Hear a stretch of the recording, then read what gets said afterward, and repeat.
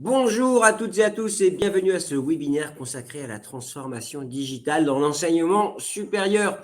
Alors pour toutes celles et ceux qui nous suivent, ce n'est pas un sujet nouveau et bien entendu, nous ne finirons jamais de traiter ce sujet puisque la révolution est en marche, une énorme révolution est en marche.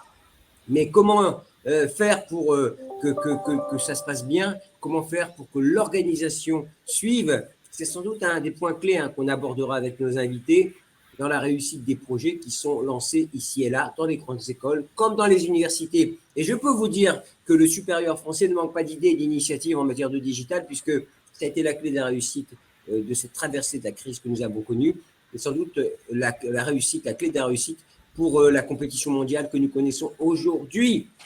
Alors, pour parler de tout cela, mais bien d'autres choses encore, des invités, Mickaël Mambrano, Chief Digital Officer chez ETS Global, et qui était à Dauphine. Alors, je ne peux pas ne pas mentionner que je suis diplômé de Dauphine, Mickaël. Donc, voilà, autant vous dire que je suis ravi de vous accueillir.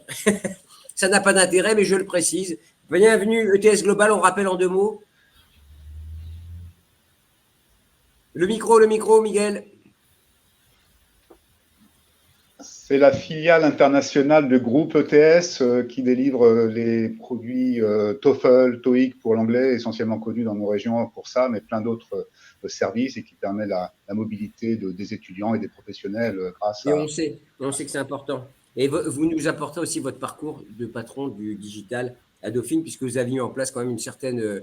vous avez changé de braquet quand il y a eu et les déménagements et les réorganisations des locaux. J'imagine que ça a été un sujet central.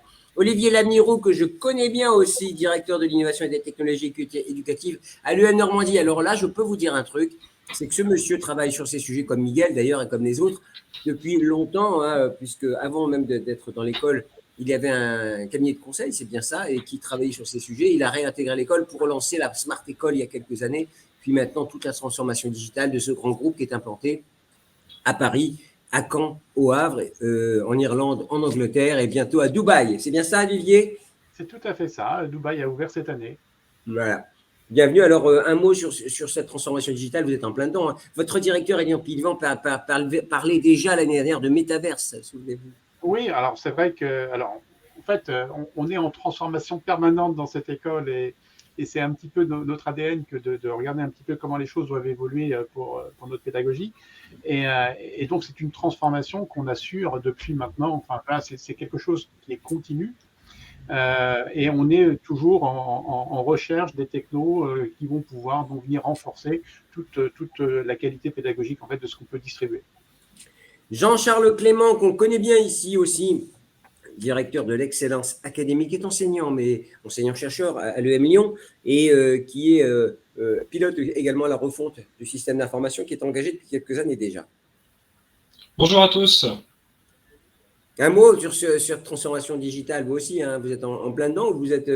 on n'a jamais fini, en fait, nous le dira Nicole. Exactement. Nous, ça fait déjà depuis un an et demi qu'on a lancé cette grande transformation digitale de repenser les systèmes d'information. Ça va nous durer encore 1 an et demi, facile. Donc, projet sur 3 ans. Et l'objectif, c'est bien évidemment d'intégrer les systèmes d'information par rapport à ce que nous repensons de la pédagogie. Et celle qui n'est pas en France, mais à Londres, de l'autre côté de la Manche, Maëlle Lavenant, manager marketing Salesforce, donc Salesforce, qui est l'entreprise, alors pure player du digital, Salesforce, on ne peut pas faire plus, qui nous accompagne évidemment sur ce webinaire et évidemment qui va nous apporter son regard d'acteur majeur du digital. Alors Maëlle, un petit mot d'introduction et puis on va rentrer dans le débat. Merci Gilbert. Tout d'abord, bonjour à tous et enchantée de participer à la conversation aujourd'hui. Dans le cadre de mon travail, je suis amenée à discuter avec de nombreux acteurs de l'enseignement supérieur et notamment des services IT. Et c'est vrai qu'au cours de ces dernières années, j'ai vu ô combien les mentalités avaient évolué et combien le changement avait accéléré dans toutes les écoles et dans tous les établissements. Avant, nos clients venaient vers nous et nous demandaient comment on peut utiliser Salesforce pour digitaliser nos métiers, nos processus.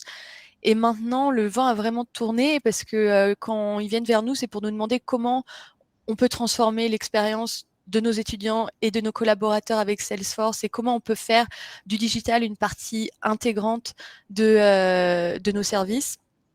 Et mon point de vue, ça lève des questions clés pour les services IT, comme comment passer d'un statut de simple fournisseur technologique à un statut de moteur de l'innovation, ou comment organiser les équipes, comment mobiliser les compétences en conséquence, et bien entendu, comment conduire le changement. Et ça, c'est des sujets qui me passionnent et j'ai hâte d'en discuter avec les panélistes aujourd'hui. On a hâte de vous écouter aussi, Maël. Hein. Vous commenterez évidemment, puisque vous avez une vision, c'est ça qui est intéressant avec les opérateurs comme vous, hein, mondial. Hein, c'est-à-dire que vous adressez tous les pays par construction.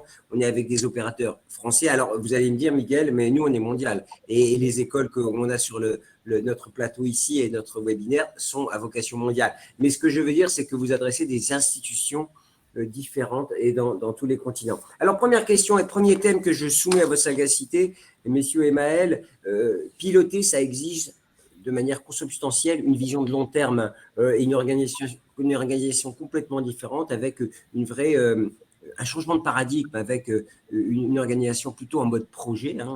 Quand on préparait ce webinaire, on se disait vraiment qu'il soit absolument passé d'une organisation un peu verticale à une organisation en mode projet, renforcer les expérimentations et surtout, Olivier, ce que vous disiez, éviter les effets tunnels. C'est ça la clé peut-être de la réussite pour aller vite, en fait, en réalité. Alors, après, je ne sais pas si on peut aller vite, mais en tout cas, il faut aller bien. Et donc, effectivement, il faut éviter tout ce qui peut être un effet tunnel.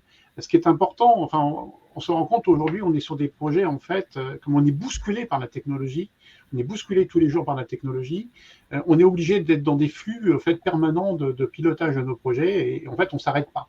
Et un projet, il bouge, et il bouge, et il bouge, et donc les équipes qu'on met en place sont des équipes qui vont devoir, en fait, en permanence, composer avec l'environnement extérieur, avec toutes les parties prenantes. Donc, on a à la fois des projets qui sont certainement plus complexes qu'auparavant, parce qu'on entre beaucoup plus de paramètres dans leur pilotage, mais aussi les organisations qu'on peut qualifier peut-être d'agiles par rapport à ce qu'on faisait précédemment, nous permettent d'avoir des meilleures régulations et en fait de tenir certainement aussi des délais, donc une certaine forme de rapidité dans la réalisation. Mais la vision de long terme, quand on parle de long terme, de moyen terme ou de court terme, le long terme, c'est combien d'années quand on engage un projet informatique ou un projet digital? Alors, si on se dit avec les technologies aujourd'hui, le long terme, en fait, il est court terme. Parce qu'on ne sait pas très bien quelle sera la technologie qui va venir nous perturber, nous bousculer dans 36 mois. Donc, en fait, on travaille pour être adapté à l'environnement que rencontreront nos étudiants dans leur environnement professionnel dans les années à venir, et pour nous être aussi, je dirais, encore dans la course par rapport à nos compétiteurs. Et surtout en possible évolution. Parce qu'aujourd'hui, il ne faut pas figer les choses. C'est ça. Souvent, on a parfois d'expérience, monter des systèmes qui figeaient les choses alors même qu'elles devaient être évolutives et en work in progress, comme on dit. Il n'y a plus de cahier des charges figé dans le marbre. Hein. On est en fait, on est dans de l'ajustement. Enfin, quand je prenais le mot de pilotage agile du projet, c'est ça. On ajuste le projet à son environnement, aux parties prenantes, aux objectifs qui se dessinent au fur et à mesure. En fait. Il n'y a rien qui est gravé. Une question sur le plan organisationnel, voire hiérarchique. Comment le digital est positionné dans les décisions stratégiques? Et est-ce que j'allais dire, vous avez vu vos budgets augmenter, votre importance se renforcer ou changer de place peut-être dans l'organisation? Alors, ça change de place forcément parce que, en fait, beaucoup de choses tournent dans la transformation des établissements, beaucoup de choses tournent autour du digital. Donc, le premier effet budget, en fait, c'est le fait de venir composer avec différents métiers, différentes compétences qui vont permettre de réaliser les projets. Donc, effectivement, il y a un impact budget évident quand on vient cumuler toutes les ressources qu'on mobilise pour la réalisation d'un projet. Donc oui, les budgets augmentent bien évidemment. On mobilise de plus en plus de compétences, donc ça renforce là aussi la dimension budgétaire. Et après, il ne faut pas non plus que la techno en fait devienne la chose et la seule chose qu'on ait en ligne de mire. Il ne faut pas perdre de vue c'est quoi le métier. Et le métier, c'est quand même de former des jeunes à devenir quelque chose dans quelques années. Et donc, si c'est ça qui doit être la ligne de mire, et derrière, on s'organise pour parvenir à cet objectif-là, de former des jeunes à devenir quelque chose dans la société de demain. Miguel, alors, avec votre double regard d'ancien directeur digital de Dauphine et de Chief Digital Officer chez une grosse boutique qui est un pure player aussi du digital, puisque tout se fait généralement en ligne, Oui, c'est moi, moitié-moitié en fait, parce qu'il y a toujours du moitié. paper-based quand même, mais effectivement, la grosse. Il y en a qui aiment bien avoir le stylo pour faire leur petit test. Alors même, la piloter exige une vision de long terme. Alors, à la lueur de vos deux expériences, qu'est-ce que cela vous inspire? C'est un mix parce que il faut, bien entendu, on est dans un monde où tout change très, très vite et donc il faut être agile, mais en même temps, il faut aussi arriver à planifier pour donner et en particulier accompagner justement l'ensemble des départements métiers avec lesquels on travaille. Et pour ça, on peut construire néanmoins, par exemple, à Caisse Globale, on a construit un plan digital à 2 ans et demi, 3 ans, stratégique, donc avec une vision de où est-ce qu'on veut aller, etc. Et par contre, une roadmap effectivement opérationnelle à 1 an et qui, tout au long de l'année, néanmoins, bien entendu, va absorber tous les nouvelles demandes qui peuvent arriver et qui permettent d'être agile. Mais je crois qu'il y a vraiment 2 piliers fondamentaux, parce que disait Olivier aussi, c'est que il y a un pilier technologique et un pilier organisationnel. Et ce pilier technologique, il faut aussi qu'il évolue. Très souvent, les directions informatiques traditionnelles, on pourrait dire, sont restés avec des usages et même des technologies parfois un peu anciennes et qui ne permettent pas cette agilité. C'est pour ça que moi, dans la théorisation, formalisation de la transformation digitale, j'ai mis ces 2 piliers avec deux premières étapes. Dans le premier pilier sur l'infrastructure, qui est vraiment de mettre en place des infrastructures sécures déjà. On voit bien tous les problèmes de sécurité qu'il y a, customisables, scalables, montées à l'échelle également et agiles.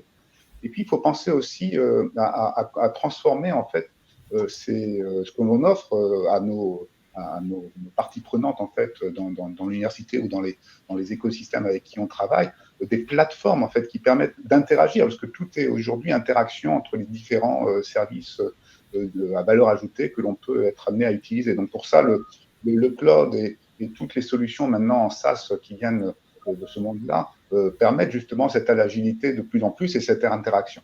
Donc ça, c'est le premier pilier. Et puis le deuxième pilier, bien entendu, fondamental, qui est de toute façon l'objectif, c'est de servir l'organisation, les enseignants, les ingénieurs pédagogiques, le staff ou le personnel du département de métier dans notre organisation à nous. Et bien ça, c'est bien entendu, il y a 2 volets là aussi. Il y a une transformation organisationnelle, parce que le numérique, le digital permet de travailler différemment et parfois il faut même inverser les process de métier avec lesquels on travaille pour que, tirant profit du digital, tout un tas de barrières en fait s'éliminent, parce que moi, en fait, on passe notre temps à enlever des barrières en fait et des freins au travail et à l'efficacité. Et puis il y a la transformation du business. On peut vraiment transformer le business. On y viendra. Ne dites pas tout ce que vous allez dire. On y viendra, Miguel, mais vous ne déflorez pas tout ce que vous allez dire après. Vous nous ferez notamment le point sur les 4 étapes indispensables pour réussir cette transformation digitale. Le petit tuto de Miguel, vous verrez tout à l'heure, parce qu'il y a 4 points. C'est très instructif. En tout cas, ça donnera quelques baselines pour celles et ceux qui réfléchissent évidemment à tous ces sujets. Jean-Charles, vision de long terme. Alors, si je ne m'abuse, à l'EM Lyon, le précédent directeur, enfin même le précédent, avait engagé l'école dans une révolution digitale qui avait beaucoup fait sauter les lignes. Donc, le digital, c'est quelque chose qui s'inscrit vraiment dans le long terme chez vous. Et oui. ça prend quelle forme? Alors, effectivement, pour rebondir sur ce que dit Miguel et puis Olivier, alors déjà, sur cette question de l'horizon, le long terme, je sais pas, c'est vrai que pour ce que disait Olivier, c'est à la fois le long terme, court terme, c'est presque mélanger tout ça, mais on est sur, allez, je vais préciser peut-être des éléments sur des cycles économiques, dans le sens, quand tu as des programmes qui sont sur 5 ans, bon, bah, tu as ton horizon, effectivement, ton cycle économique sur 5 ans. Donc, on va dire que ton horizon de visuel est à peu près sur cette thématique-là. Et puis, après, ça ne veut pas dire qu'il faut uniquement se projeter sur le long terme, mais toutefois, sur le long terme, on est sur cette logique de, finalement, quelle va être la pédagogie dans 4 ou 5 ans, après des accréditations, si on a des accréditations pour 3 ou 5 ans. Et donc, c'est l'après, comment on se projette. Donc, c'est déjà pensé par quelle va être la vision de la pédagogie dans plusieurs années. Alors, on ne va pas dire on est en 2022, on ne va pas forcément se projeter sur 2030 tout de suite, mais parce que bien évidemment, c'est un gros point d'interrogation, mais au moins essayer de se donner des idées sur le marché dans le monde qui nous entoure, sur des visions un peu géopolitiques, géostratégiques qui va se passer en 2030 pour un petit peu se dire, dans ces cas-là, comment ça va se traduire d'un point de vue pédagogique.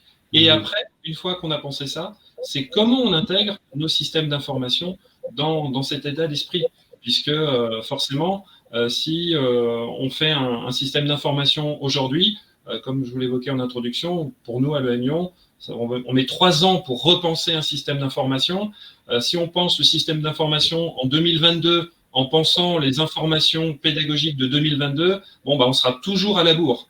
Donc il faut déjà anticiper.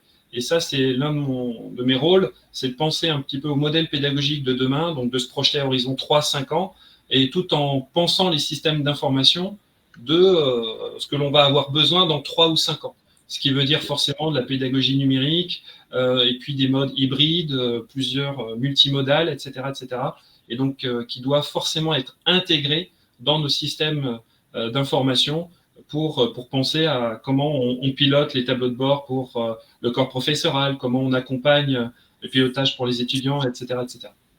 Maël, ça vous inspire quoi, tout ce qui a été dit? On voit bien qu'il y a une vraie réflexion organisationnelle, une réflexion systémique qui est menée, et puis la notion de terme qui n'en finit pas d'ailleurs, mais en tout cas une vision dans le temps.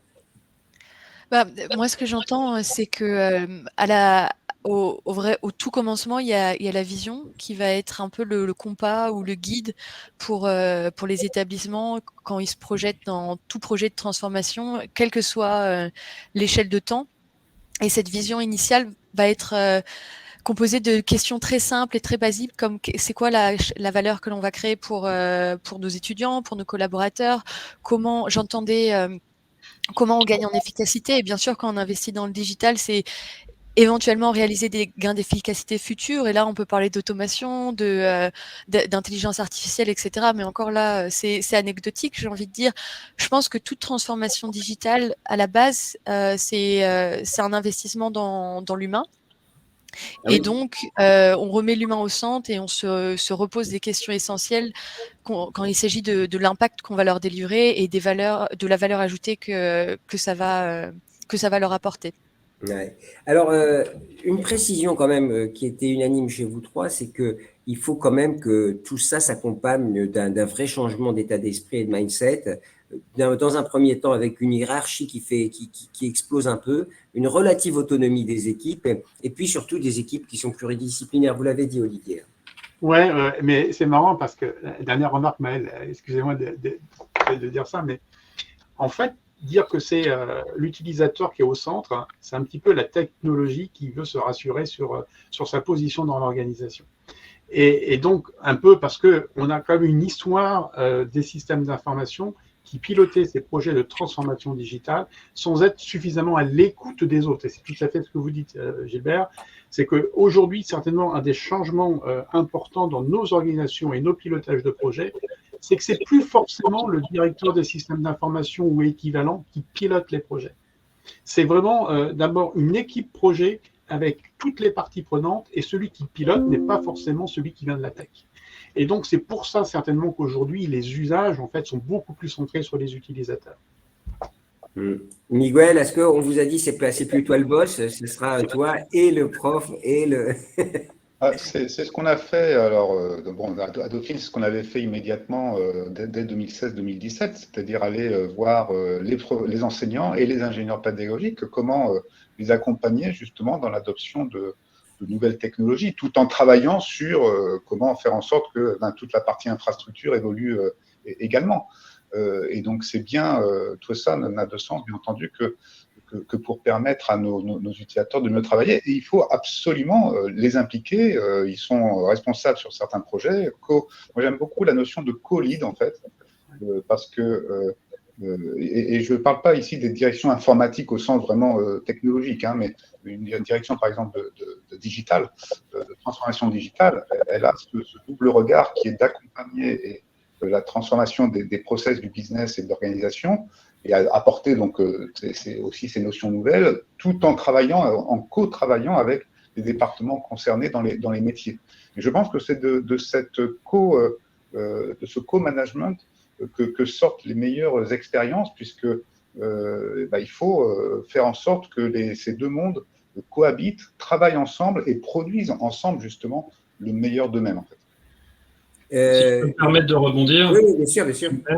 Merci. Je suis complètement en phase avec mes deux camarades, puisque moi je le vois, Gilbert, vous m'avez présenté en tant que directeur de l'excellence académique, mais j'aurais dû préciser, je suis co-directeur, parce que pour rebondir sur ce que vient de dire exactement Miguel, je suis co-directeur de l'excellence académique. Moi, en ayant un profil métier, c'est-à-dire en tant qu'enseignant depuis une vingtaine d'années, et puis mon binôme, eh bien, c'est un informaticien. Et ce qui est très intéressant, c'est d'un problème, eh bien, nous avons deux regards qui sont différents et c'est beaucoup plus enrichissant, beaucoup plus, on permet d'avancer beaucoup plus vite et de manière beaucoup plus efficace en ayant un regard croisé d'un même problème. Et c'est comme ça dans nos autres répartitions d'activités au niveau de la direction digitale. Je pense là-dessus, en pilotage des données, ils ont un binôme également. On a une personne du service accréditation pour les data, puisque forcément les data, c'est également important. Donc, à chaque fois, un binôme. Une question juste, peut-être c'est un sujet qui vous paraît anecdotique, mais qui me paraît un peu important, c'est sur la hiérarchie et l'autonomie de décision. Comment on fixe un seuil? Parce qu'on a bien vu que là, il y a un sujet quand même sur la capacité à agir et pas être freiné, ou dans son expérimentation, ou dans son développement. Olivier? Oh, c'est du sport, mais d'une certaine façon. Mais c'est vrai que on est sur des combinaisons en fait de métiers qui doivent co-décider ensemble, et donc c'est toujours du compromis. Alors après, l'organisation, elle est forcément la prise de décision, elle est déléguée. Elle est déléguée par rapport à un projet, voilà, qui a été clair, qui a été énoncé, qui a été validé, qui a été budgété. Et après, voilà, il y a des personnes qui sont chargées de l'opérationnalité de ce projet et on avance. Et en fait, la direction, si on peut dire la direction générale, n'est mobilisée ou mobilisable que pour faire des retours sur l'avancée du projet ou lorsqu'il y a des points bloquants. Mais aujourd'hui, c'est vraiment ce groupe projet en fait qui est aux manœuvres, hein, qui a toute la capacité à décider et à faire avancer les choses. Donc, ma question est précise. Alors, Miguel et Jean-Charles, la hiérarchie est plus serrée quand on est sur des projets qui sont d'ampleur ou des projets qui se mettent en œuvre? Si je peux rebondir effectivement là-dessus, je ne sais pas si elle est plus serrée ou moins serrée. Ce qu'il faut, c'est que, Olivier l'a cité tout à l'heure, travailler en mode projet et donc avoir la gouvernance qui va avec des comités projets, des comités de pilotage, des comités stratégiques s'il le faut pour informer la hiérarchie, bien entendu, et permettre d'arbitrer quand il le faut, parce qu'il faut parfois arbitrer sur différents scénarios. Mais un point qui est fondamental, c'est de faire circuler l'information. Et ça, c'est vraiment un des soucis majeurs que l'on voit dans beaucoup d'organisations, quelles qu'elles soient. Je les ai vécues dans les organisations dans lesquelles je suis passé. C'est le manque de circulation d'informations. Et quand ça ne circule pas, c'est là où ça crée beaucoup de problèmes. Donc, il faut une gouvernance qui, autour du projet qui est correctement gouverné, l'information alors circule au sein du projet et des instances du projet, bien entendu, et des acteurs du projet, mais également dans les hiérarchies, parce que tout le monde dans un département métier n'assiste pas, bien entendu, au comité projet, il y a un seul responsable, mais derrière, si ça ne recircule pas au sein du département, et parfois en dehors aussi, entre les départements, c'est là où les problèmes se créent, parce que tous les projets, là on gère par exemple chez Caisse Globale 55 projets sur la roadmap de l'année, à Dauphine c'était 140 applications en parallèle, j'imagine que dans vos établissements c'est pareil, et ils sont tous à peu près liés. Donc si à un moment donné l'information et les actions et où est-ce qu'on en est, et puis les écueils potentiels ne sont pas relevés et ne circulent pas, et que les chaînes hiérarchiques ne sont pas impactées néanmoins, là, c'est là où ça pose problème. Donc, il faut être extrêmement attentif à ça. Et je pense que c'est un des facteurs majeurs de réussite, en fait, des projets d'une transformation digitale. C'est de faire circuler cette information de la manière correcte et faire arbitrer aussi de manière correcte cette chaîne hiérarchique, parce que de toute façon, on ne va pas supprimer les hiérarchies non plus. Avant de passer à la parole, pardon Maël, on précise à tous nos participants qu'ils peuvent poser des questions en live, en direct. Moi, je me ferai plaisir. J'ai une question qui est arrivée, je n'ai même pas regardé. Pardonnez-moi. Et je vous relance plus de cahier des charges, mais tout en respectant les contraintes SSI et RGPD. Pas facile. De Sylvain Veissé, qui nous a posé cette question. Enfin, moi, quand je disais plus de cahier des charges, c'est une façon de parler. On n'est plus dans le cahier des charges rigide qui dit voilà, on part d'ici, on va jusque là, et on ne bouge plus de la ligne. Aujourd'hui, on est vraiment sur du projet qui va pouvoir bouger, évoluer dans le temps en fonction, en fait, de tout ce qu'on va rencontrer, je dirais, comme ajustement nécessaire pour atteindre nos objectifs. Et aller même au-delà des objectifs qui étaient initialement prévus. Après, bien évidemment, dans tout ça, il y a des contraintes. Le RGPD est une contrainte. Enfin, il y a un ensemble de contraintes, évidemment, dont on tient compte dans tous les pilotages de ces projets. Mais ce que dit Miguel, justement, est hyper important, en fait, parce que dans le pilotage de projet, on est sur des points qui peuvent être bloquants. Donc, on peut bloquer un projet si on ne communique pas bien, en fait, et si l'information ne circule pas. Sylvain qui est à l'INSA à Toulouse, je précise, hein, donc il a un sujet, hein, parce que école d'ingénieur, grande école d'ingénieur.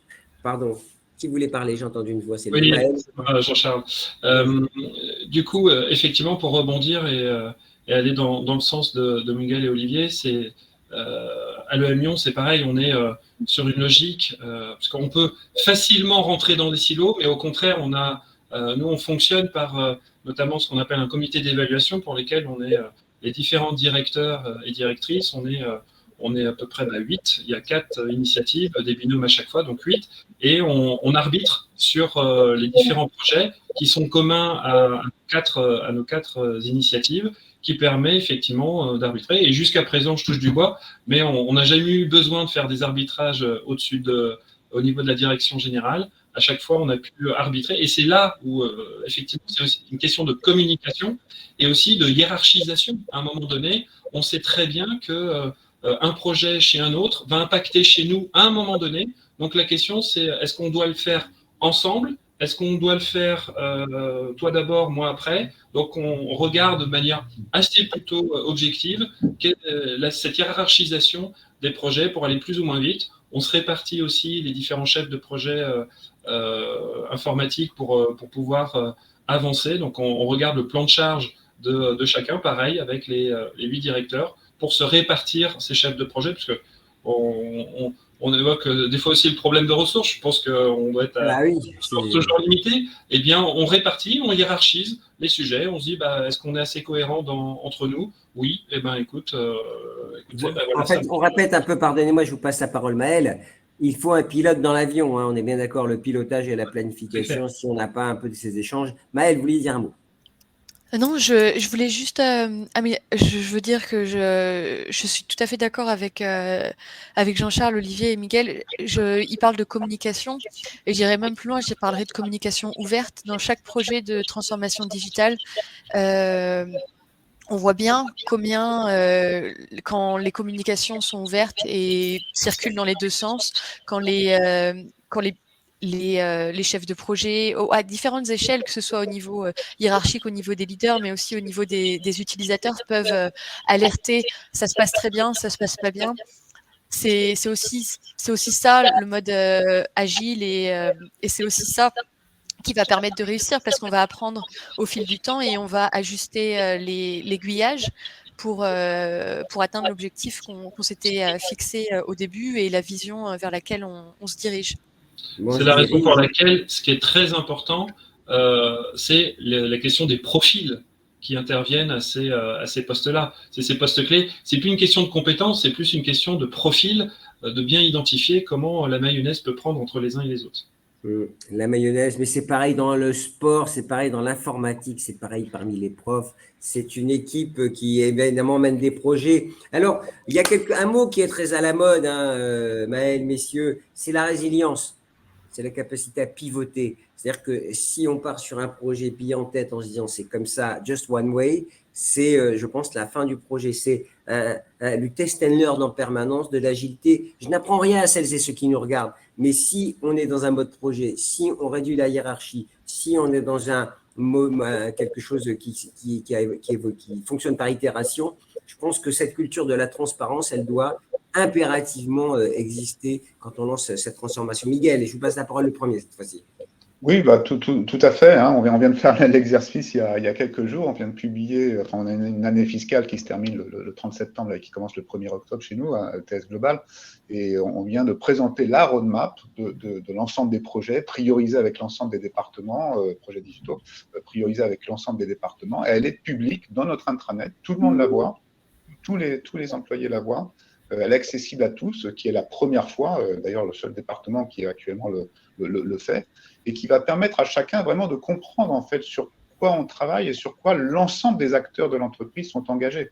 Parce que sur tous les projets, l'ensemble des acteurs est responsable, bien entendu, de chacun des projets sont engagés. Donc c'est la roadmap en fait de l'entreprise. Ce n'est même plus la roadmap de mon département ou de n'importe quel autre département. Non, c'est la roadmap de l'entreprise autour des projets digitaux et presque tout, bien entendu, le digital a un impact sur pratiquement tout.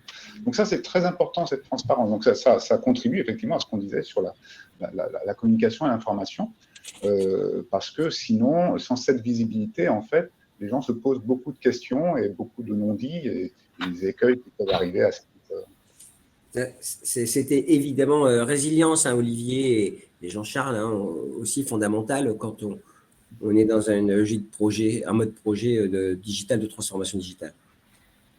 Oui, c'est vrai que je ne vais pas dire qu'on ne sait pas où on va quand on lance un projet, mais on a toujours quand même un objectif à atteindre. Et c'est vrai qu'on n'est plus, enfin c'est ce que je disais il y a quelques instants, on n'est plus sur la ligne droite sur laquelle on ne peut pas dévier. On est toujours dans de l'ajustement, d'abord parce qu'on vit aussi des choses qui sont compliquées.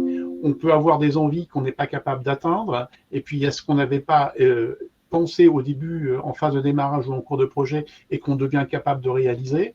Et en fait, c'est toujours se dire, et je crois que c'est Jean-Charles qui disait tout à l'heure, en fait, ce qu'on essaye de voir, c'est la vision de ce qu'on veut pour nos étudiants, la pédagogie, en fait, le service que l'on rend, qu'on doit rendre à 3, 4 ou 5 ans, mais c'est déjà bien loin tout ça, et se dire comment on fait pour y parvenir, en fait, avec l'environnement technologique aujourd'hui que l'on a, parce que c'est indispensable. Enfin, voilà, je veux dire, c'est presque... Pourquoi on dit ça? Mais c'est vrai que la technologie aujourd'hui, quand même, c'est le socle qui nous permet, en fait, de mettre en place tous nos services. Et pourquoi? Parce qu'en fait, et le mot y a été donné, en fait, aujourd'hui, on travaille sur des très grands nombres d'étudiants. Tous. On travaille sur des organisations qui sont de plus en plus grandes. Et ce qu'on arrive à faire par les technos qu'on a à notre disposition, c'est rendre un service quasiment de 1 à 1. Donc, dans une personnalisation, en fait, du service d'apprentissage qu'on peut rendre à nos étudiants. Et ça, c'est en vrai, c'est quand même le défi assez majeur de ce qu'on est en train de vivre. Jean-Charles, un commentaire? Évidemment. Non, je suis tout à fait d'accord avec mes collègues. Donc, on est dans cette logique de finalement, ce qui fait qu'on essaye d'être le plus résilient, c'est toujours être ancré avec l'objectif que l'on a.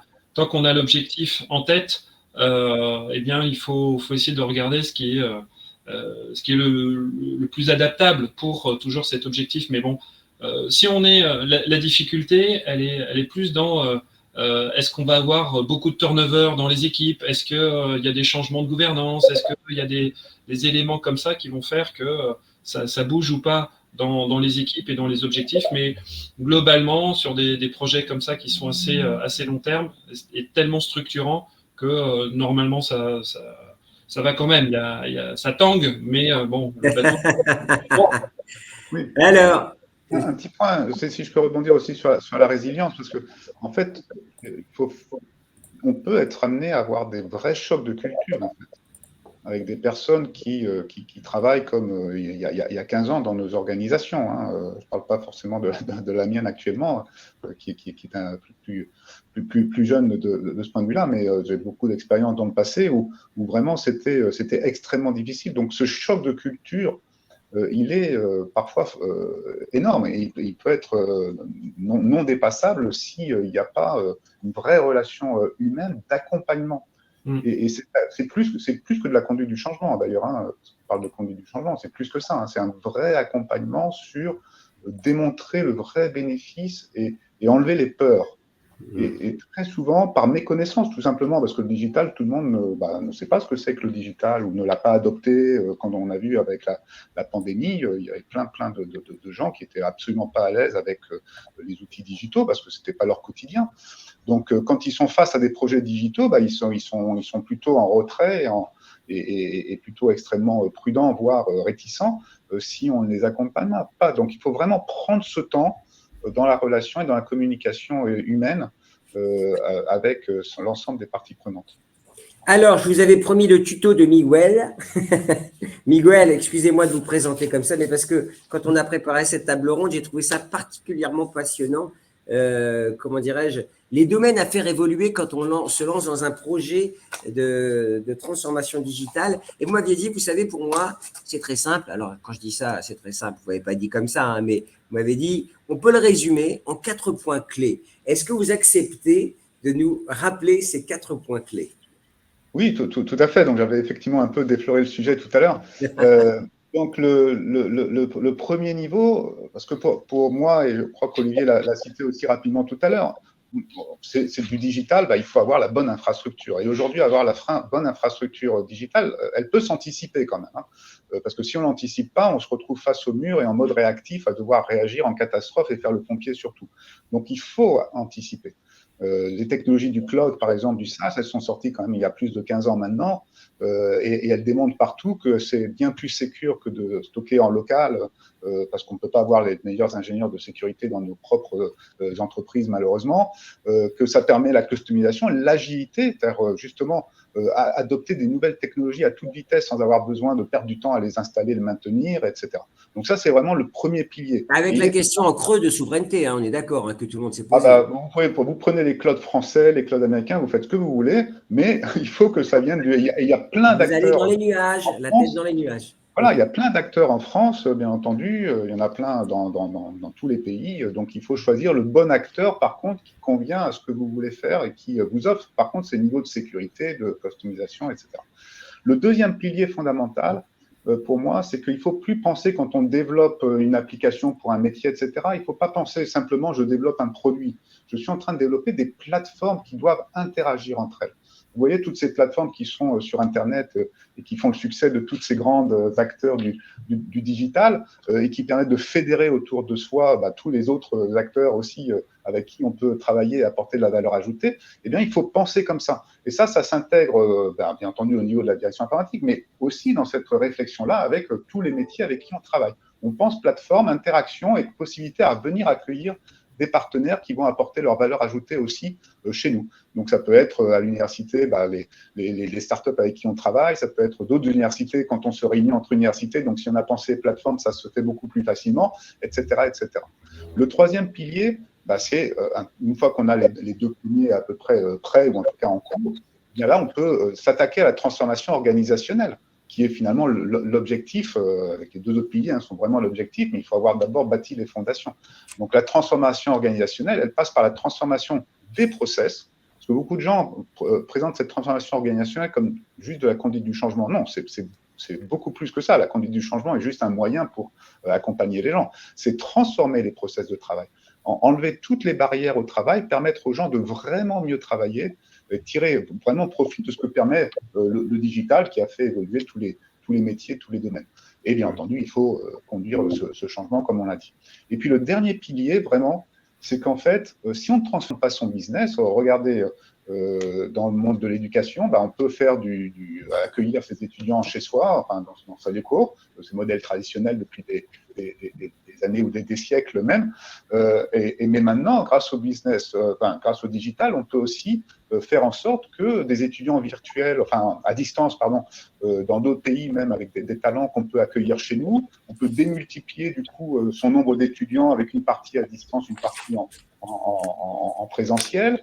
On peut avoir même du self-service avec des parcours de formation qui sont 80% en self-service, en mode auto-apprentissage, avec bien entendu derrière des sessions également, et donc avoir même des business models de type souscription qui peuvent se mettre en place pour offrir ces services. Donc il faut repenser aussi la façon dont on vend également ces services. Hein.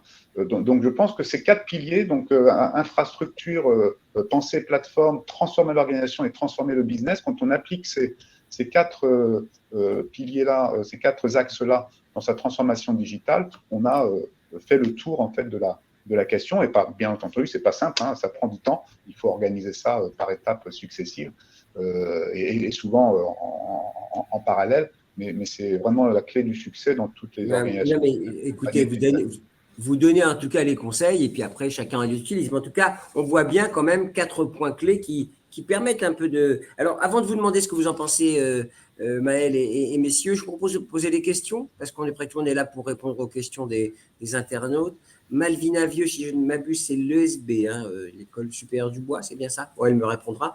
Qu'avez-vous mis en place dans vos institutions pour favoriser l'adhésion au projet du plus grand nombre? On est au cœur de la problématique, hein, que j'évoquais, Olivier. Oui. Alors, en fait, c'est l'accompagnement en fait, qui va être la base de la réponse. Et l'accompagnement, il prend différentes formes. On a parlé de l'information, donc de communication, de savoir faire circuler l'information, être à l'écoute de tous ceux qui vont être utilisateurs ou qui vont vivre en fait l'organisation transformée à un moment donné. Mais la formation, elle est plurielle. Il y a les collaborateurs sur les différents métiers qui sont… Parce qu'il y a une question qui suit sur comment on fait adhérer les enseignants. Donc, c'est le deuxième élément de ma réponse. En fait, nous concernant, on a créé un dispositif permanent de formation des enseignants. Voilà. Donc, tous les jours, il y a des sessions de formation qui sont ouvertes aux enseignants, et ça tout au long de l'année. Et en fait, j'ai pas le temps, j'ai pas ceci, j'ai pas je sais pas quoi. Tout le temps, c'est disponible. Il y a même ce qu'on appelle des after-work, c'est-à-dire qu'on est là, on est à l'écoute, on ne sait pas si quelqu'un va venir, mais si quelqu'un vient, il y a des gens qui répondent. Et c'est ça qui est important. C'est-à-dire qu'effectivement, on n'est pas tous égaux face à la technologie encore aujourd'hui, et notamment parmi les enseignants. Il y en a, effectivement, ce n'est pas qu'ils ne veulent pas, mais c'est vrai que le changement est fort quand même, il est même très fort dans les salles de formation et dans l'impact pédagogique. Et donc, j'ai presque envie de dire qu'il faut un 5e pilier bien identifié dans la transformation, c'est le pilier de pédagogie qui vient côtoyer celui de l'organisation, en fait, hein, de la transformation organisationnelle. Mais la pédagogie et donc l'enseignant est quand même aussi au centre de cette transformation et son accompagnement. Mais ils sont totalement ouverts aujourd'hui. Je crois qu'on a vécu avec la crise, fait que aujourd'hui, on n'a aucun frein en fait à faire adhérer les enseignants. De toute façon, Olivier, c'est pas vous que je vais apprendre. Il y a toujours 5% de grincheux et 5% d'early adopteurs, et puis le reste qui suit. Hein. Pardonnez-moi, early adopteur, ça vous rappelle quelque chose, hein, Jean-Charles? Oui, tout à fait, avec Early Maker. Early Maker, pardon, vous avez raison. Oui, c'est ça.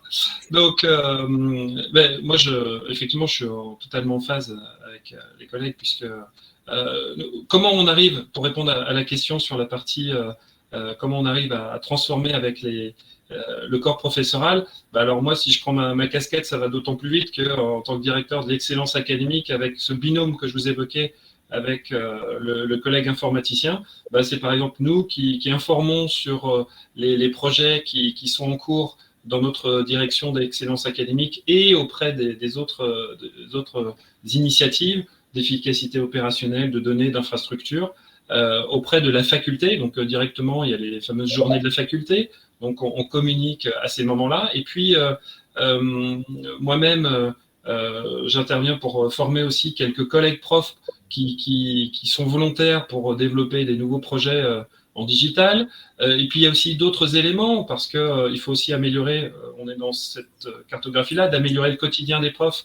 On leur crée des tableaux de bord où ils peuvent suivre eux-mêmes leurs évolutions de cours et de contraintes, de plans de charge en temps continu durant l'année. Donc c'est plein d'éléments d'amélioration pour eux, pour le corps professoral, qui se disent finalement, comme il y a des éléments, il y a des avancées pour nous, donc du coup je suis aussi plus ouvert à regarder ce qui peut arriver dans les prochains mois ou les prochaines années en termes d'évolution et d'amélioration. L'émargement digital sur plusieurs choses, comment on arrive à leur expliquer. Et c'est exactement, on retrouve ça, il y a toujours quelques grincheux, quelques et puis le reste, effectivement. Et ce qui est aussi intéressant, moi, je mets cette carte-là aussi au niveau de la direction digitale, où j'ai quand même beaucoup d'informaticiens à la direction, ce qui est assez logique, c'est de faire comprendre à travers les différents projets la casquette du prof et un peu expliquer le profil du prof. Et le fait de penser prof au sein de la direction digitale permet aussi à mes collègues informaticiens de comprendre un peu plus comment fonctionne le prof et comment il faut l'accompagner. Parce que c'est pas juste de se dire, tiens, allez hop, tous les mardis, hop, de 10h à midi, hop, je vous fais une formation et vous venez quand vous voulez. Non, le prof, on connaît beaucoup de profils, je pense que c'est tous les mêmes, hein, quelles que soient les écoles. Il faut les prendre par la main pour dire, voilà, pour ton cours, c'est maintenant que tu vas devoir le faire. Ah oui, bien sûr. On va le faire ensemble. Maëlle, et puis en plus, ça exige de tous les opérateurs comme vous d'être présents pour répondre à toutes les questions en temps réel, hein, parce que ça fait partie de l'exigence aujourd'hui, c'est d'être présent avec l'accompagnement, le changement. Absolument, oui, merci Gilbert. Et si je peux rebondir sur ce que vient de dire Jean-Charles et Olivier, je pense que et aussi Miguel, en effet, il y a deux pans dans le succès dans la réussite d'une transformation numérique. Le premier, c'est bien sûr l'éducation, l'apprentissage, être sûr que les collaborateurs sont formés à utiliser ces technologies qui sont souvent nouvelles et représentent des nouvelles manières de fonctionner. Nous, à notre échelle, on a la plateforme Trailhead avec énormément d'informations disponibles pour justement tester dans un environnement, on va dire, sans risque, comment apprendre à utiliser les outils Salesforce. Mais au-delà de l'apprentissage de l'outil technologique, je pense qu'il y a vraiment une confrontation des équipes qui a besoin d'avoir lieu. Et Jean-Charles en parlait juste à l'instant. Quand les projets qui réussissent le mieux sont les projets qui ont ces équipes un peu hybrides, avec des profils informatiques, des profils technologiques, des profils métiers. Et j'en parlais encore récemment avec un chef du digital dans une université anglaise. Quand toutes les personnes sont dans la même pièce et que tout le monde parle des objectifs, il y a une compréhension beaucoup meilleure qui se fait. Enfin, la compréhension est beaucoup plus facile, et l'empathie, la sympathie pour les problèmes des autres est aussi plus évidente. Et je pense que l'hybridation des équipes, le mode projet, ces équipes un peu mixtes et à travers tout le campus sont aussi une des clés des réussites. Les questions arrivent en rafale, parce que ce que vous dites est passionnant tous, hein. Voilà, je tiens à le dire. Alors, je fais un paquet, hein, parce que Miguel, Olivier, Jean-Charles, Maëlle, les bonnes pratiques pour impliquer et pas consulter les étudiants dans ces transformations. Et dans le même esprit, Jean-Charles, mais ça veut dire qu'on dégage du temps pour les profs sur leur temps d'enseignement, ou c'est quand ils ont le temps, comme dit Malvina? Est-ce une autre question? Alors ça, c'est une question plus technique. Répondez à ces deux questions. Alors sur le temps prof et sur l'implication des étudiants, pas seulement à la fin, parce qu'Olivier nous dira, la question de fond, c'est ça sert à quoi une école, une université? On répondra tout de suite à la question. Bon, sur le temps prof, je vais prendre cette question-là.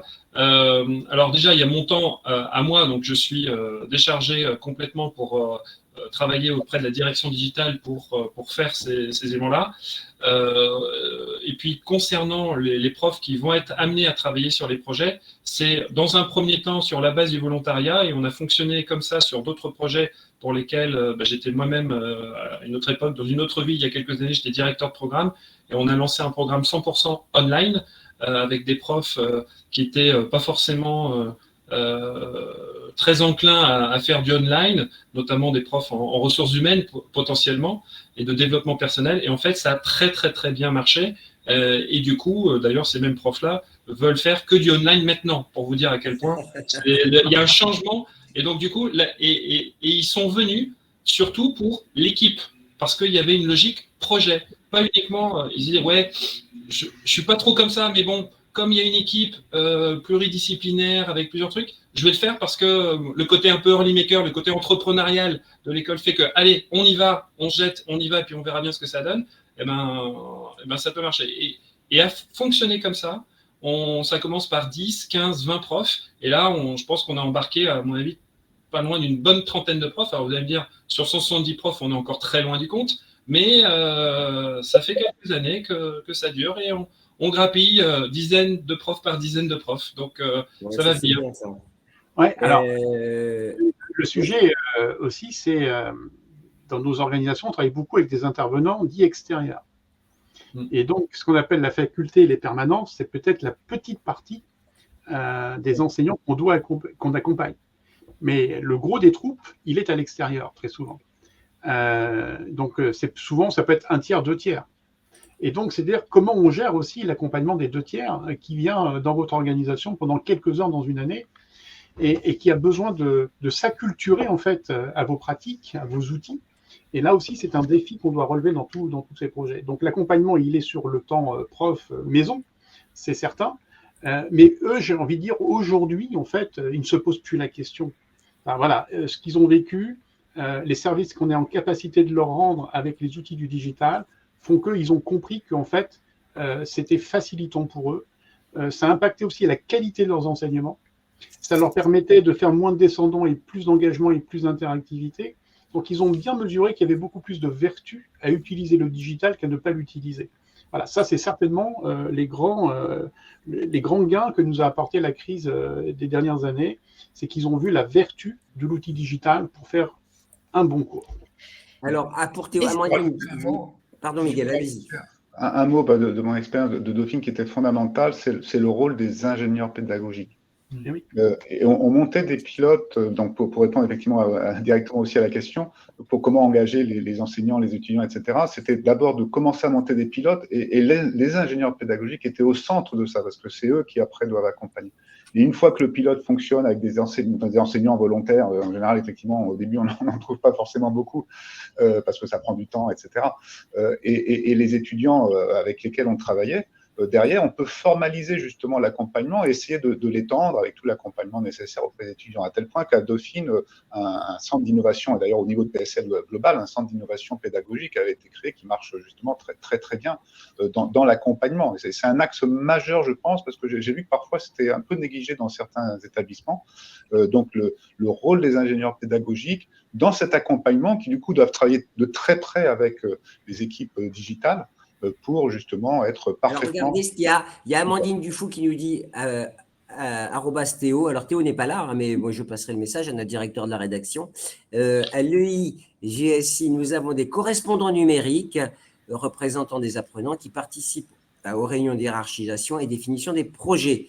Ce sont des bêta-testeurs et même des prescripteurs, facilitateurs auprès des enseignants, et ça fonctionne très bien. Voilà, ça c'était aussi pour les conseils d'Amandine, les bons conseils. Sur la partie étudiant. Donc, sur la réponse, comment on a fait. Je lis ce qu'elle me l'a dit, hein, je ne dis pas. Et donc, Amandine, précisez s'il vous plaît.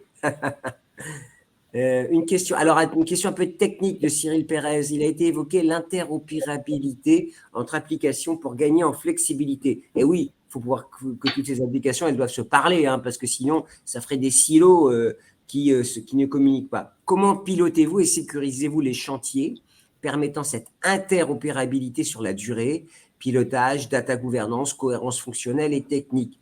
Waouh, qui a parlé de interopérabilité? C'était moi. Donc, Miguel, voilà la question. Un des enjeux majeurs, par exemple, à Dauphine, et je sais que ça continue aussi parce que c'est un grand chantier, mais ça a été désiloter complètement les systèmes d'information qui étaient créés avant 2016 en silos, applications, métier par métier par métier, et qui ne parlaient pas entre elles. Donc, il a fallu retransformer ça. Et bien entendu, c'est un chantier énorme. Et c'est pour ça qu'il faut avoir une vision aussi infra qui est très importante. Et là, vous citez pilotage, data gouvernance, cohérence fonctionnelle et technique. Oui, il faut faire justement tout ça. C'est pour ça que ce sont des très gros chantiers aussi à mener.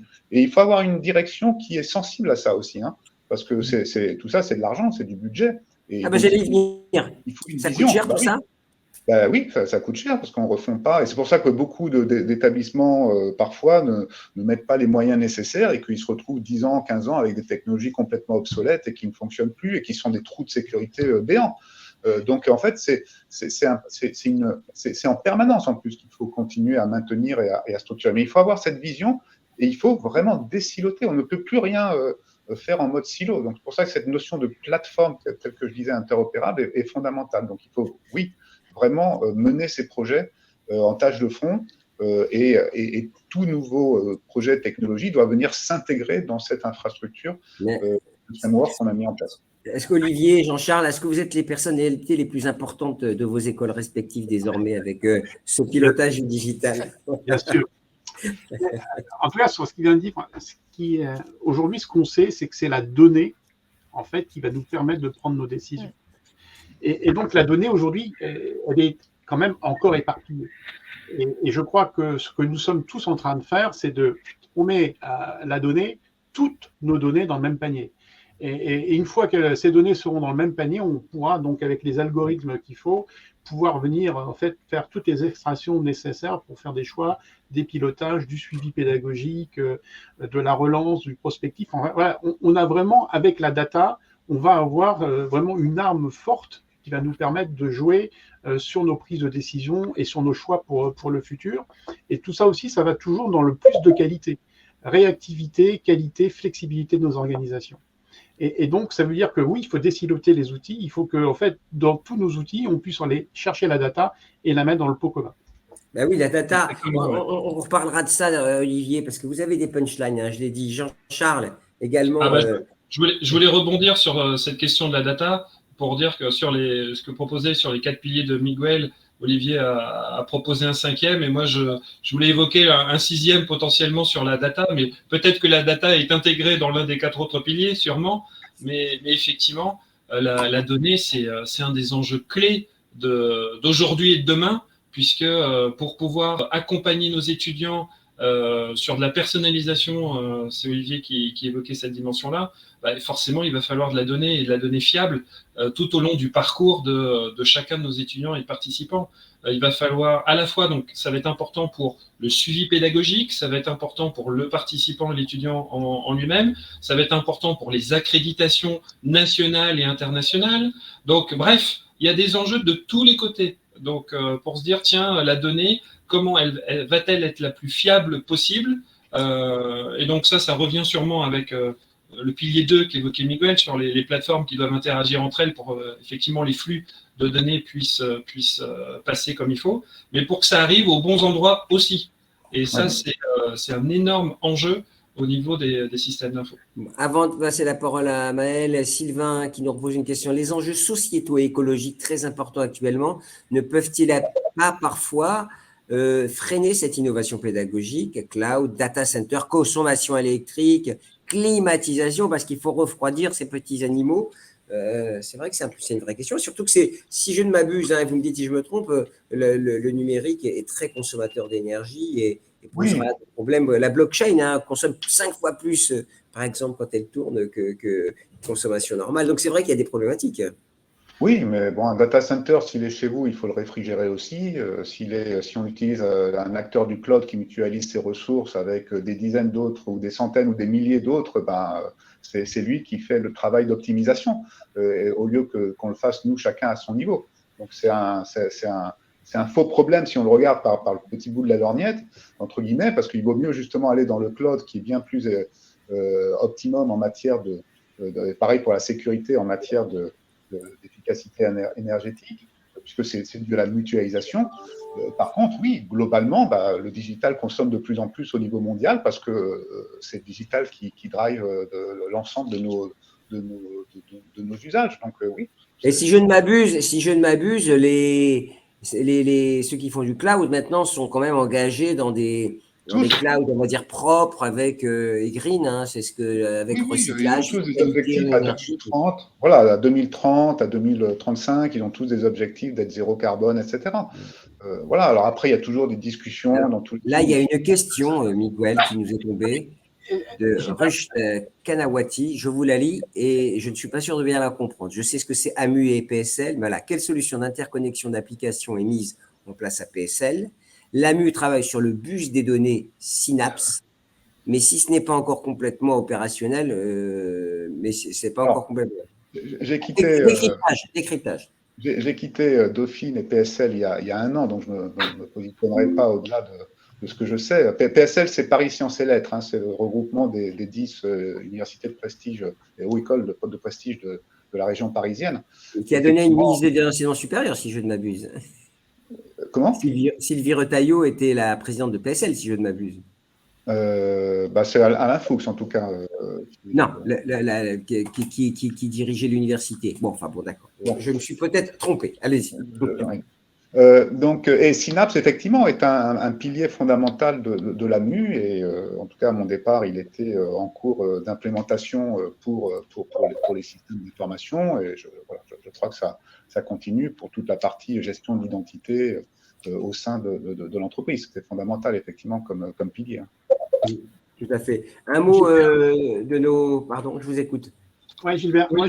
Moi, Paris-Saclay, Madame Retailleau, je me suis trompé. Monsieur Fuchs, pardonnez-moi si vous nous entendez, que je connais bien. Voilà. Excusez-moi, ma langue a fourché, c'est évidemment Sylvie Retailleau, qui est à Paris-Saclay et pas à Paris. Voilà. Pardonnez-moi. Sur la question de l'impact du digital sur l'environnement, nous, récemment, on fait un travail sur la dématérialisation des examens. On sait qu'on produit 200 000 copies d'examens par an, au moins, voilà, à peu près. Et on sait que si on dit combien de tonnes de CO2 il faut pour produire les 200 000 copies papier, on sait que ça pèse en tonnes de CO2. Pas beaucoup. Je crois que c'est 1,8 ou 1,6 de mémoire. Si je fais la même chose en copie dématérialisée, je suis à 800 tonnes. Donc, en fait, c'est 50%. Et alors, c'est très approximatif ce que je dis, et c'est très discutable. Mais en tout cas, quand on commence à chercher par rapport aux pratiques qu'on a aujourd'hui et celles qu'on peut mettre en place, et en se posant la question de comment on peut optimiser effectivement la génération de CO2, voilà, on peut certainement trouver des choses qui sont acceptables, recevables par rapport aux pratiques qu'on peut avoir aujourd'hui. Et c'est ce que disait Emmanuel, quoi que l'on fasse, de toute façon, on va en produire du CO2. Oui, il faudrait indiquer. Alors, il y a un téléphone qui sonne derrière. Je ne sais pas. Sur ETS Global, par exemple, on a digitalisé l'ensemble des score reports qui sont sortis avec la blockchain et en utilisant la technologie Ethereum. Vous savez qu'elle est passée sur une technologie de proof of work qui est bien plus proof of stake, pardon, qui est bien moins énergivore justement. Donc, il y a énormément de progrès aussi dans ce domaine qui sont en train d'être faits. Bon, on arrive à la fin de ce webinaire. Ça fait 1 heure qu'on échange. Maëlle, qu'est-ce que vous avez retenu? Et puis après, on passera la parole pour un dernier mot de nos intervenants. Je pense qu'un des derniers points dont on discutait et on parlait autour de la data, c'est un des éléments clés qui va permettre éventuellement, comme le disait Jean-Charles, de personnaliser l'expérience étudiante. Et tout étudiant ou tout apprenant qui rejoint un établissement d'éducation va attendre cette personnalisation va attendre une expérience personnalisée et à très haute échelle. Et c'est vrai que l'intégration des données entre elles, l'harmonisation des données au-delà et pouvoir les lire de manière efficace, quel que soit le profil de l'utilisateur qui se trouve derrière. On parlait de professeurs, mais il faut aussi penser au reste des métiers qui sont sur le campus. Et tous les professionnels qui vont offrir des services, qui vont accompagner, je pense par exemple au département carrière, au département de la vie étudiante, qui vont être aussi ces acteurs qui vont permettre à l'étudiant d'avoir une expérience la plus fluide possible et la plus riche et la plus personnalisée possible à leur échelle. Et ça, ces données, et c'est pour ça que valoriser les données via des plateformes qui intègrent qui intègrent des flux de données existants ou qui intègrent des flux de données nouveaux, des flux live en temps réel, c'est critique. On parlait, on avait notre événement très récemment à San Francisco où on parlait de l'importance du temps réel aujourd'hui et de réagir pour être pertinent dans les interactions qu'on a, car chaque interaction compte. Et ça, sans la data, sans la valorisation de la data, c'est impossible. Ben oui, Maëlle, c'est Olivier, pour conclure, après ce sera Jean-Charles et Miguel, l'expérience augmentée, personnalisée, on aura plus d'étudiants de plus en plus, et pourtant, on ira grâce à ce digital, à cette transformation vers de la personnalisation et de la spécificité pour chacun. Oui, je pense que c'est ça qui est assez étonnant C'est-à-dire que ça fait quand même un paquet d'années qu'on travaille sur la pédagogie, sur l'amélioration, sur comment mieux correspondre à la personnalité de chacun des étudiants. Et on tombait quand même sur un mur. Et c'est vrai que les technos aujourd'hui, et notamment celle de la data, de l'IA, nous permettent de franchir en fait ce plafond-là, ce plafond vert. Et aujourd'hui, on sait qu'on a le droit de rêver à avoir vraiment une pédagogie qui soit adaptée, qui soit personnalisée, et sans venir contraindre l'organisation qui sont les nôtres, hein, c'est-à-dire avec d'autres potentiels, hein, nos ressources, j'ai presque envie de dire comme elles sont aujourd'hui, mais qui vont pouvoir en fait vraiment faire ce travail de personnalisation parce qu'il va être nourri par la donnée. Miguel, Jean-Charles, pareil, même un petit mot de conclusion en même temps, parce qu'évidemment, alors à Dauphine, il y avait beaucoup de monde, hein. À mon époque, il y en a beaucoup moins, mais là, il y avait quand même, on adresse beaucoup plus de monde qu'à l'EM Normandie ou à Lyon, mais pour autant, là aussi, ce chemin vers la personnalisation est essentiel. Oui, on a travaillé sur beaucoup de projets et ça continue, hein, sur un coach virtuel, par exemple, d'accompagnement des étudiants pour personnaliser justement des recommandations de révision en fonction des résultats qu'ils ont eu à leur QCM. Donc, il y a vraiment, on peut vraiment aller personnaliser. Mais en conclusion, je voulais soulever peut-être deux points. Le premier, parce que j'avais noté à un moment donné dans les conversations, je crois qu'un de nos enjeux aussi, c'est de rendre autonomes en fait nos utilisateurs le plus possible, les rendre les moins dépendants possible entre guillemets de nos services informatiques. Et ça, c'est très important en fait, parce que c'est leur donner l'autonomie tout en leur offrant le service 24 heures sur ces 24, mais qu'ils ne soient pas bloqués dans ce qu'ils ont à faire.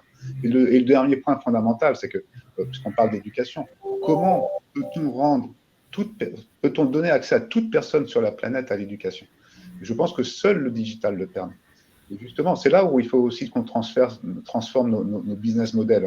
Business model, pas au sens négatif, entre guillemets, commercial du terme, mais de permettre à tout un chacun d'accéder justement à la connaissance. Tout talent, toute personne qui a envie de se former, il faut qu'il puisse accéder à n'importe quelle université, même si dans une région reculée où il n'y a pas malheureusement d'institutions d'éducation, qu'il puisse aller suivre des cours à distance. Et nous sommes vraiment au cœur de cela. Et moi, je crois beaucoup dans cette mission, en fait. C'est fondamental. Jean-Charles. Oui, moi, pour conclure, c'est l'excellence académique. J'aime beaucoup ce terme. À ma connaissance, je ne connais pas de directeur de l'excellence académique. Ça existe dans d'autres écoles? On parle souvent d'innovation pédagogique. Oui, vous êtes le seul. Mais pas forcément d'excellence, effectivement, pédagogique ou académique. Non, pour conclure, ce qui est intéressant, c'est que je rebondis sur ce que disait notamment Olivier, faut pas oublier encore une fois cette vision de se dire, c'est quoi une école? On revient un petit peu à ce qu'on disait au tout début. Donc l'objectif, c'est bien sûr d'accompagner et de former des étudiants et des participants à leur monter en compétences et à avoir de l'activité professionnelle et de faire en sorte qu'ils deviennent des managers ou des professionnels accomplis, et qu'à travers le digital, ça permet quand même d'ouvrir beaucoup plus de portes qu'avant, comme l'a dit Miguel, sur la dimension internationale à travers le monde. Donc ça ouvre des portes et des chakras, on va dire ça comme ça, également. Bon. Merci beaucoup. Merci. Pardon, Madame le ministre. Madame la ministre, vous étiez bien président de Paris-Saclay et Monsieur Fuchs était bien à PSL. Pardonnez-moi, on croise tellement de monde tous les jours que parfois le cerveau, les fils se touchent, comme on dit parfois en haut. Mais je crois qu'on a dit beaucoup de choses. Alors Salesforce, évidemment, est un acteur, un opérateur et aussi un fournisseur du secteur. Qu'est-ce que vous avez retenu ou qu'est-ce que vous nous préparez pour la suite? Tellement de points. J'espère que je vais faire une conclusion digne de ce nom. Mais oui, comme vous le dites, Salesforce, en tant que tel, on est une plateforme qui se veut certes de connecter des outils et des données ensemble, mais aussi et surtout de connecter des personnes et de leur donner les moyens et valoriser leur travail. Je pense que aujourd'hui, le temps, c'est de l'argent, à défaut d'avoir une meilleure expression, mais la valeur, on peut dire. Ça passe bien. Le problème qui a encore été... le problème, c'est que le digital peut peut-être représenter un obstacle pour certains individus ou certains utilisateurs au sein des établissements, mais en bout de compte, le digital, c'est accélérer l'efficacité, c'est accélérer l'autonomie des collaborateurs, accélérer la personnalisation de l'expérience. Et je pense que c'est je pense que c'est clé. Ce que j'en ai mémorisé aussi de notre discussion, c'est que les équipes évoluent et que le service IT, comme on le connaissait aujourd'hui, n'existe plus. Maintenant, le service IT, c'est tout le monde, parce que tout le monde va avoir le digital qui va intervenir d'une manière ou d'une autre dans son quotidien, et c'est important de responsabiliser toutes les parties prenantes au sein du campus. Et je pense que c'est très intéressant de voir comment la fonction de leader informatique ou de leader technologique évolue vers la fonction de leader digital et permet de délivrer au bout du compte plus de valeur pour les utilisateurs finaux. Maëlle, je bois vos paroles puisque vous avez résumé et fait la synthèse de ce webinaire. Miguel Membrano, merci beaucoup. On rappelle, vous étiez, je le répète avec plaisir, vous étiez l'ancien DSI. On disait DSI. Directeur du numérique. Directeur du numérique, pardon. Et Chief Digital Officer chez ETS Global. Olivier Laméraud, directeur innovation et technologie éducative à l'EM Normandie. C'est bien ça. Et Jean-Charles Clément, le directeur de l'excellence académique à l'EM Lyon. Maëlle Avenant, qui de Salesforce nous a accompagnés pour ce webinaire. Il y en aura d'autres, si je ne m'abuse, Maëlle, d'autres rencontres avec les établissements d'enseignement supérieur tout au long de l'année. On travaille bien avec vous sur ces thématiques. Merci d'avoir assisté. On a une question qui est tombée. Est-ce qu'on la prend? Merci pour cet échange. Voilà, on nous dit merci. Voilà, tout simplement. Ça veut dire qu'on n'a pas été si mal que ça. À très bientôt et bonne fin de journée à tous. Merci à tous. Au revoir à tous. Au revoir. Merci.